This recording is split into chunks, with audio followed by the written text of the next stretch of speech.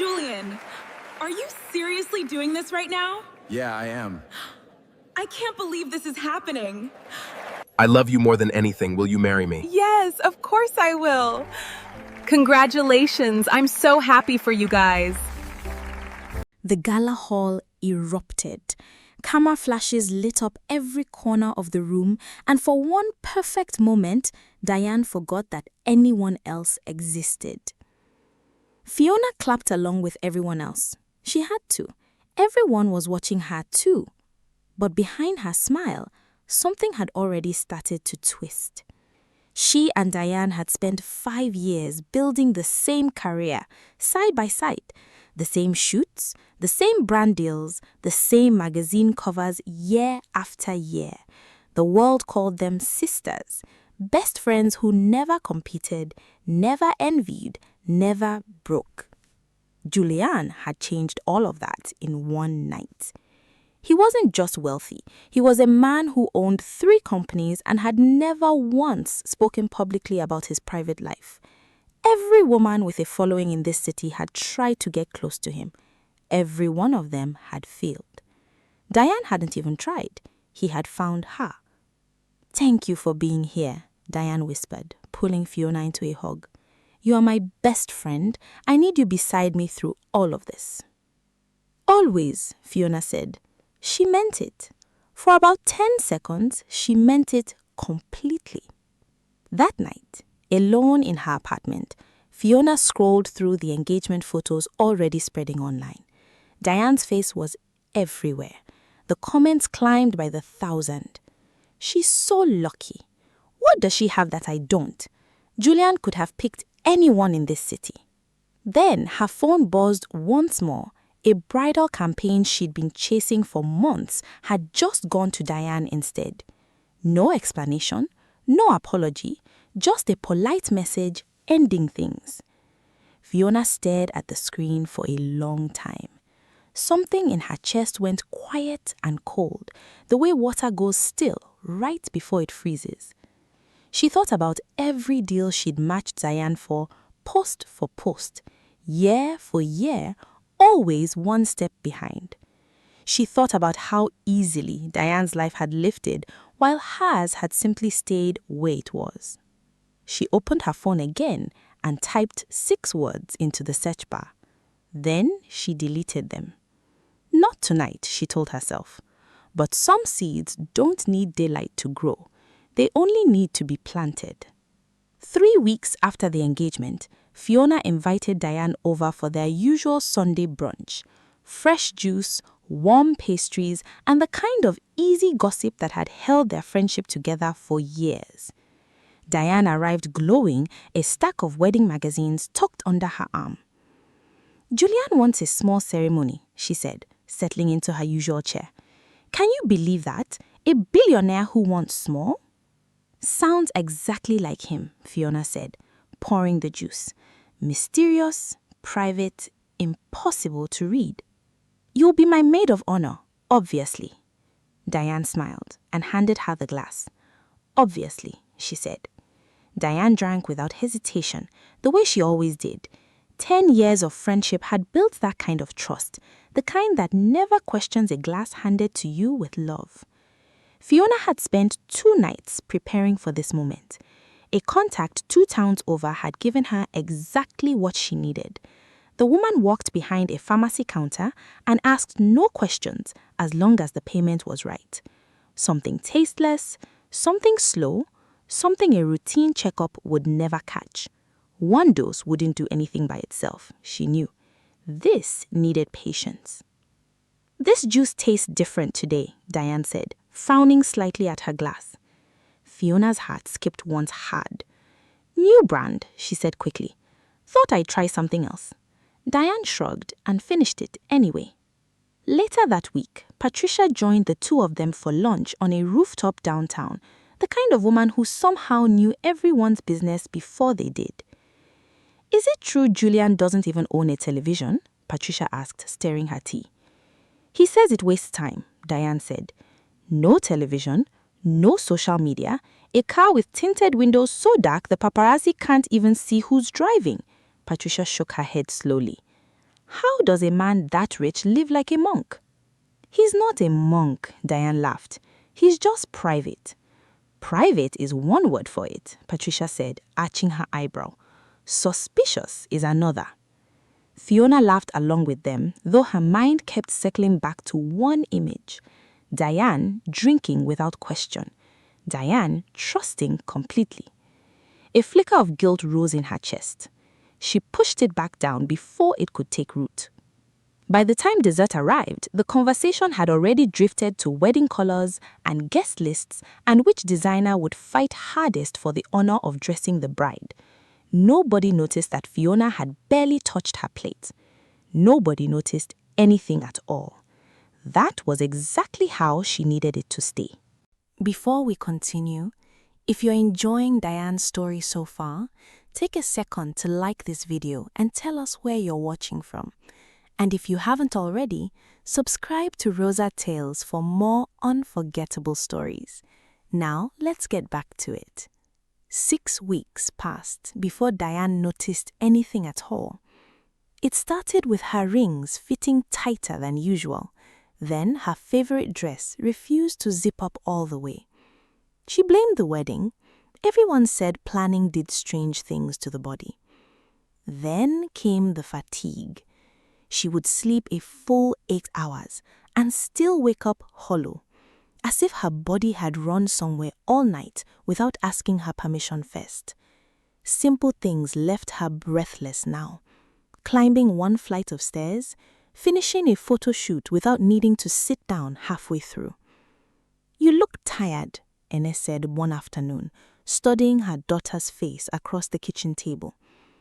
"I'm fine, Mama, just busy." "Busy doesn't put circles under your eyes like that. It's the wedding planning. There's a lot to manage."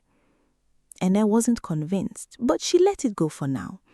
It was the way mothers do when they are choosing their moment instead of losing the fight early.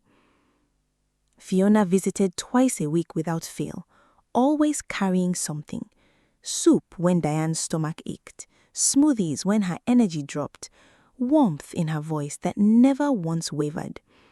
"You're such a good friend," Diane told her one evening, too tired to lift her own spoon. "You'll never have to find out," Fiona said, stirring the soup for her.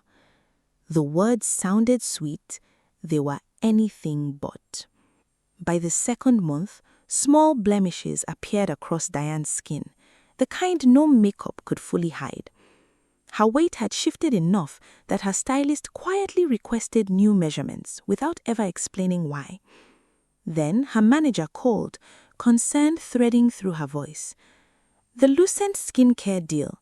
They want current photos before they finalize anything." "Tell them I'm fine, just tired from the wedding." "Diane, they've seen your recent posts. People are already commenting." That night, against her better judgment, Diane opened her phone and read the comments beneath her latest photo. Is she okay? She looks so different lately. Wedding stress is clearly not for the weak. She closed the app and sat in the dark for a long time, telling herself it would pass. It did not pass. It was only just beginning. By the 4th month, the changes were impossible to hide. Patches spread across Diane's skin that no dermatologist could fully explain. Her weight kept climbing despite eating less than she ever had. Some mornings, she couldn't get out of bed with every joint aching, as if she'd run a race in her sleep. The Lucent skincare brand cancelled first. Then the perfume campaign followed. Then the swimwear line she had fronted for 3 years running, gone in a single email. Each cancellation used the same soft language. "We've decided to go in a different direction." Nobody said the real reason out loud. Diane understood anyway. She wasn't the image they wanted anymore. Online, the mockery grew louder by the week. Side-by-side photos circulated everywhere. Her glowing engagement pictures set against recent ones where the exhaustion sat plainly on her face. What happened to her? Guess money doesn't buy good skin after all. Probably karma for stealing all that attention. Diane stopped reading comments after that. She stopped posting almost entirely, retreating quietly from a life she had spent years building, one photo at a time. "You need to see another doctor," Julian said one evening, sitting close beside her on the couch. "This isn't normal fatigue. This isn't normal weight gain." "I've seen 3 doctors, Julian. They all say the same thing: stress, hormones, diet. Nothing wrong with me medically." "Then we find a 4th, a 5th. I don't care how many it takes." "You have companies to run," Diane said quietly. "You can't spend your days worrying over this." Julian took her hand, his voice firm and unwavering. "You are not a distraction from my work. You're the entire reason my work matters at all." She managed a small, tired smile at that, her first real one in days. Across town, Fiona posted a new photo at a private dinner nobody had planned to make public. Diane, pale and thin-haired, leaning against her shoulder. The caption read, "Standing by my sister through everything. Real friends don't leave when things get hard." Within the hour, it had 50,000 likes. Fiona watched the number climb and felt something close to satisfaction settle over her. It was working, exactly as she'd planned it. Fiona's phone never stopped buzzing anymore. Every live stream about supporting Diane through her health struggles pulled in more viewers than her old beauty tutorials ever did. Brands that once ignored her messages now reached out first, drawn by her image as the friend who never once walked away. "You're such an inspiration," one message read. "The way you've stood by her is beautiful."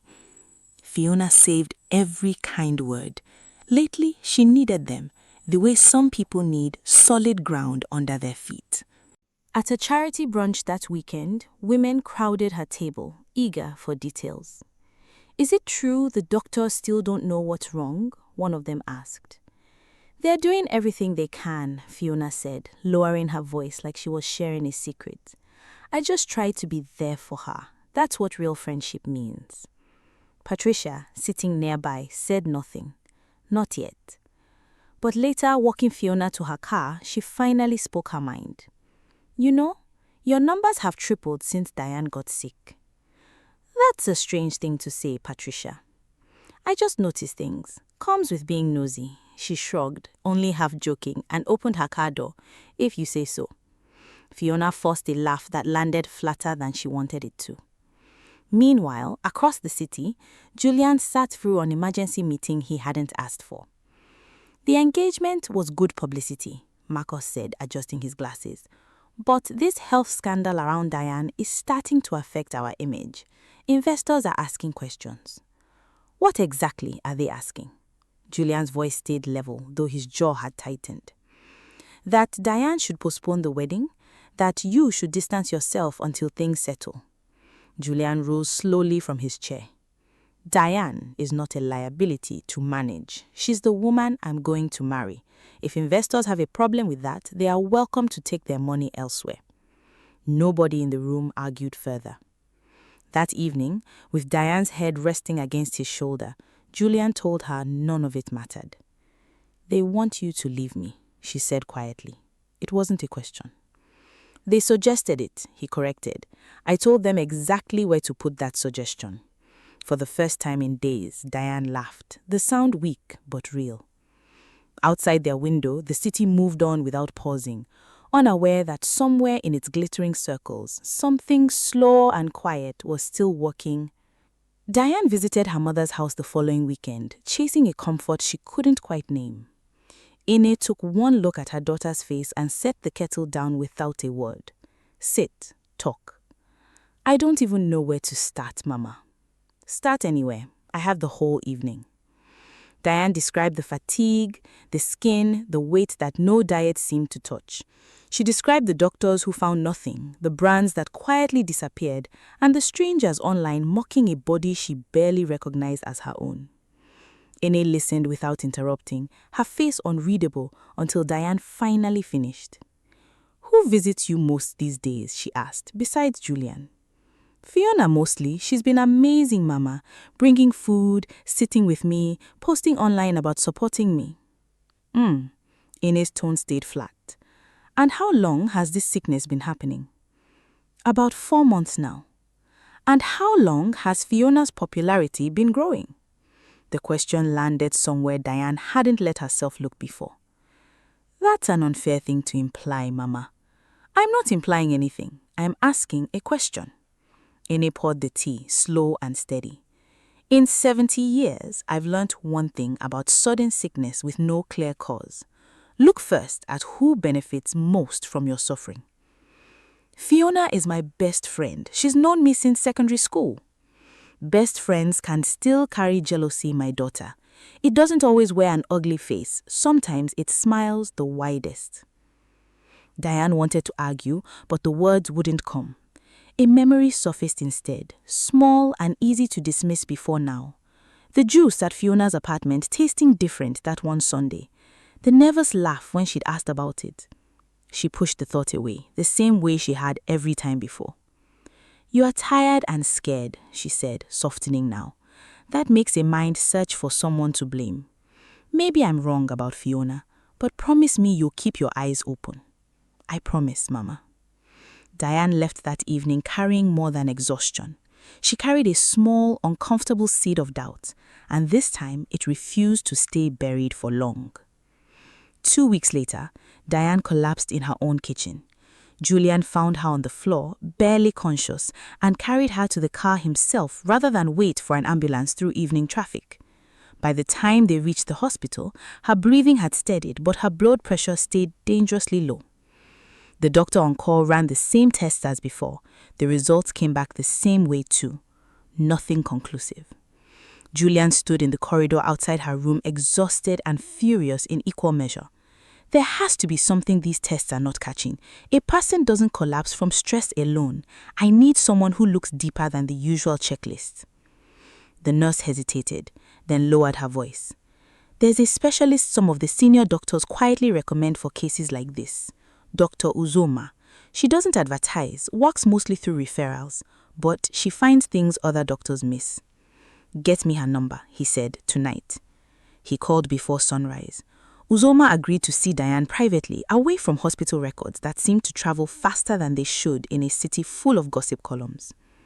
3 days later, in a quiet clinic across town, Uzoma reviewed Diane's history and the timeline of every symptom.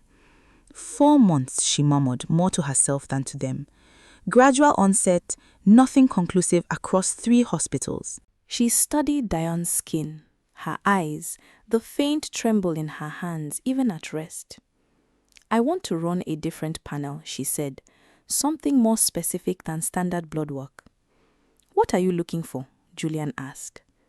Uzoma didn't answer right away. She simply reached for a fresh vial and began preparing Diane's arm. I've seen symptoms like this only once before, she said. It wasn't an illness that time either. 4 days later, she called them back into her office and closed the door before speaking, which told Julian everything before she said a word. I found something, she said, sliding a folder across the desk. A trace compound in her bloodstream. Small amounts, building up slowly. This isn't something the body produces on its own. Diane went still. Someone has been giving this to you, Uzoma said gently, looking at her directly. Regularly, through food or drink most likely. It explains everything, the weight, the skin, the fatigue. That's not possible, Diane whispered. Who would do that to me? That's not a medical question anymore, Uzoma said. That's a question for someone else to answer. Julian's hands curled into fists at his sides. I need a full list, he said. Everyone who's had regular access to her food. Everyone who's visited more than twice a week. That's not really my department, Uzoma said, but I know someone who is. She wrote a name on a card and slid it across the desk. Diane sat frozen, one name already circling her thoughts louder than any other, refusing to be silenced this time. Fiona. Chidera arrived at Julian's office the next morning, notebook already open before she sat down. Tell me everything, she said. Symptoms, timeline, and every person with regular access to her. starting with the ones closest. Julian laid it all out. The engagement, the gradual illness, the doctors who found nothing, Uzoma's discovery. Who visits most often? Chidera asked. Her best friend, Julian said, Fiona, nearly every week for months. Anyone else? Her mother sometimes, a cleaner twice a week, a friend named Patricia, though rarely alone with her. Chidera wrote each name down without reaction. I'll need Diane's full schedule for the last 6 months, she said. Every meal delivery, every visit, every gathering where food was shared, and any security footage from the building. Whatever you need, Julian said. Just find out who is doing this to her. At home that evening, Diane sat across from a plate she couldn't bring herself to finish, watching Fiona's name flash across her phone screen. She let it ring out. Pretending felt impossible now, but confronting felt worse, not until there was proof strong enough that no one, especially Fiona, could talk their way around it. 2 days into the investigation, Chidera sat across from Patricia at a quiet cafe, her notebook hidden beneath a folded newspaper. You're not really writing an article, are you? Patricia asked, studying her closely. No, Chidera admitted. I'm looking into Diane's illness. Patricia set her cup down slowly. Finally, she said, someone with sense. I've been saying for months something feels wrong about all of this. What have you noticed?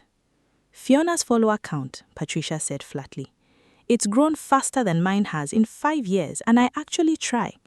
Every live stream, every teary post about standing by her sister. Meanwhile, Diane looks worse every time I see her. She paused. I'm not accusing anyone. I just notice things. Anything else? She always brings the drinks, Patricia said. Always. Never lets anyone else handle it. Calls herself the host, even when she's the guest. Her voice softened. I hope I'm wrong about this. So do I, Chidera said quietly. But hope isn't evidence. I need evidence. She closed her notebook and stood, already forming a plan. The pharmacy record seemed like the right place to start. Chidera spent the next week working through records most people never thought to check. She started with local pharmacies known for selling controlled or unusual substances without asking many questions. It took 6 visits and a small, reasonable payment for cooperation before she found what she needed at the 7th. A pharmacy assistant, nervous and unwilling to give her name, admitted to a sale from several months back. A woman had purchased a rare compound in small quantities, paying cash each time. She was always alone, always careful never to be seen twice by the same staff member. Do you have a name? Chidera asked. No name, the assistant said, but I remember her face, and there might be a delivery record if she ever had anything sent instead of collecting it herself. 2 days later, Chidera obtained exactly that, a delivery address from 3 months ago, tied to a name on file, Fiona. It matched Patricia's account, it matched Uzoma's timeline, it matched everything except one final piece, the piece that would turn suspicion into proof. Chidera needed to see Fiona actually administering the substance, not just buying it. She turned her attention to Diane's apartment building. She requested footage from the lobby camera, and more importantly, from a small camera Julian had quietly installed in the kitchen months earlier. He had installed it back when he first grew suspicious of spoiled food disappearing without explanation. Diane hadn't even known it existed. I should have told you, Julian admitted when Chidera asked about it. I installed it after noticing ingredients vanish that Diane swore she never touched. I thought maybe someone on staff was stealing. I never imagined it would be this. It might be exactly what we need, Chidera said, already reviewing the footage log. Give me 48 hours. 2 days later, she called an emergency meeting. I found it, she said, sliding her laptop across the table. You need to see this yourselves. Julian's hand trembled slightly as he reached for the screen. Whatever waited on that footage, there was no walking it back now. The video was grainy, but clear enough. Fiona was alone in Diane's kitchen on a Tuesday afternoon 3 weeks earlier. She opened her handbag and removed a small vial, glancing toward the doorway once to check she was alone before tipping the content into a glass of juice already waiting on the counter. She stirred it calmly, replaced the vial, and called out cheerfully toward the living room, "Diane, your juice is ready." Diane sat frozen, watching herself on screen minutes later. She was drinking the very glass Fiona had just poisoned, thanking her for the thoughtfulness. "Turn it off," Diane whispered. "Please turn it off." Julian shut the laptop, his jaw tight, his eyes fixed somewhere far away. "There's more," Chidera said quietly. 3 separate instances across the footage, all matching the delivery dates from the pharmacy.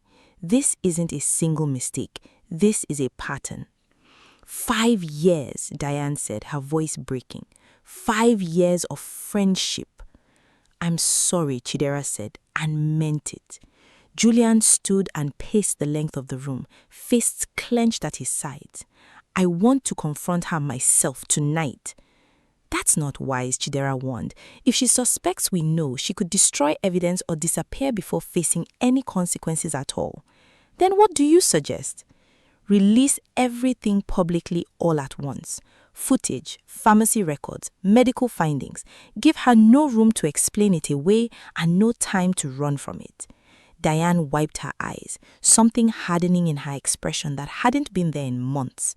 "Do it," she said, "whatever it takes. She poisoned me for attention, for money, for a place in my own fiancé's world. She doesn't get to keep any of it." Julian looked at her, pride cutting straight through his anger. "Are you certain?" Diane said, "I've never been more certain of anything. It's time the whole city knew exactly who Fiona really is." Chidera nodded once and reached for her phone, already preparing the files. By morning, the truth would belong to everyone. Julian released the statement at exactly 9 that morning, timed for maximum reach across every platform at once. It carried everything: Uzoma's findings, the pharmacy records, the delivery address matching Fiona's name, and finally, the kitchen footage. It had been edited only enough to protect Diane's privacy, showing clearly what needed to be seen. The caption read simply, "The truth about what happened to Diane." Within 20 minutes, it had 10,000 shares. Within 2 hours, it was the only thing anyone in the city seemed to be discussing. Fiona's phone began ringing before she'd even seen the post herself. By the time she opened her messages, 3 sponsors had already sent cancellation notices, each one colder than the last. She opened the video with shaking hands and watched herself calm and smiling, poisoning her best friend on camera. Her stomach dropped. The comments arrived faster than she could process them. She poisoned her own best friend.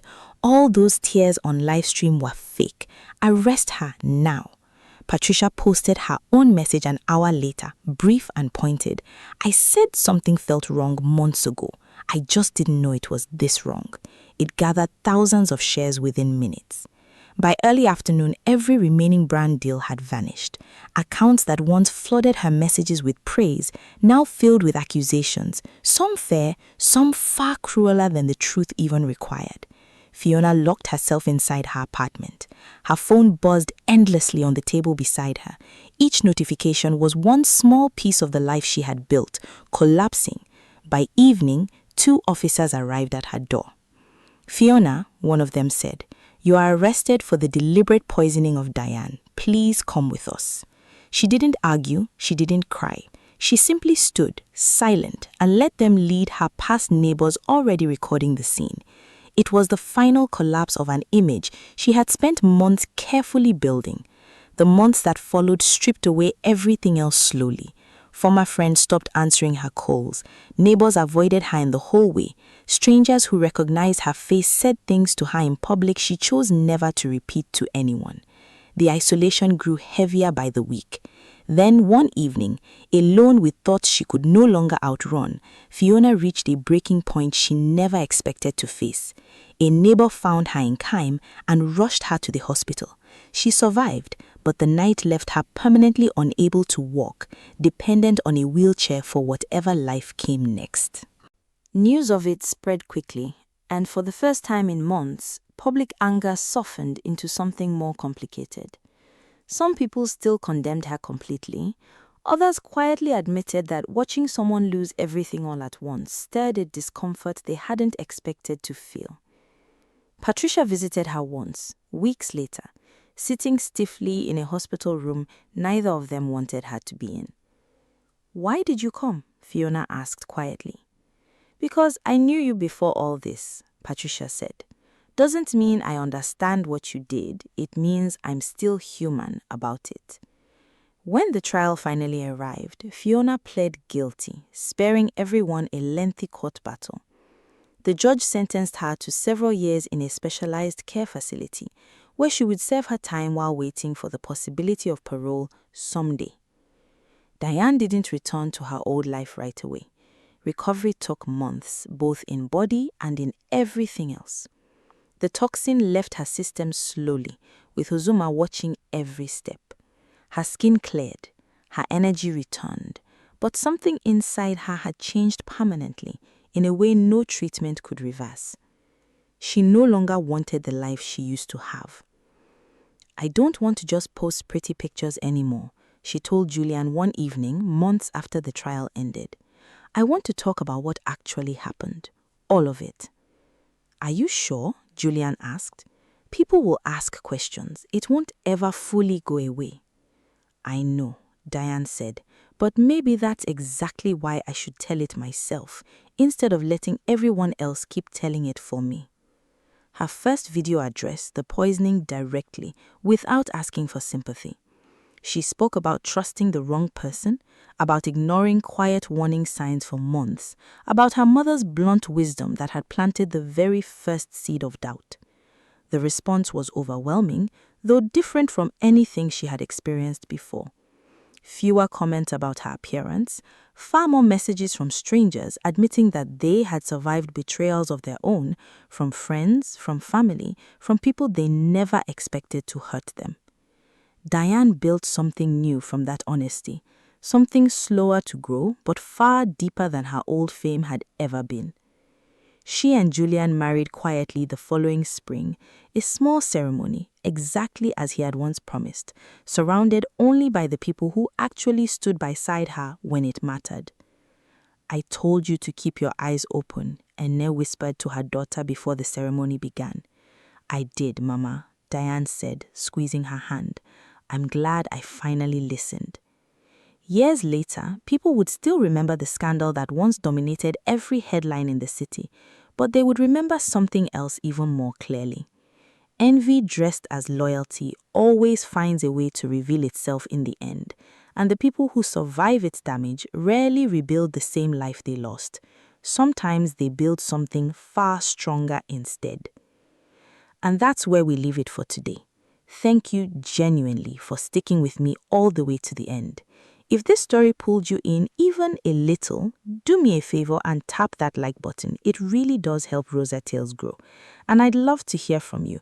Drop a comment below and tell me your thoughts or what part hit you the hardest. And if you're new here, subscribe to Rosa Tales. There are so many more stories waiting for you. Until next time, take care of yourselves and I'll see you in the next tale.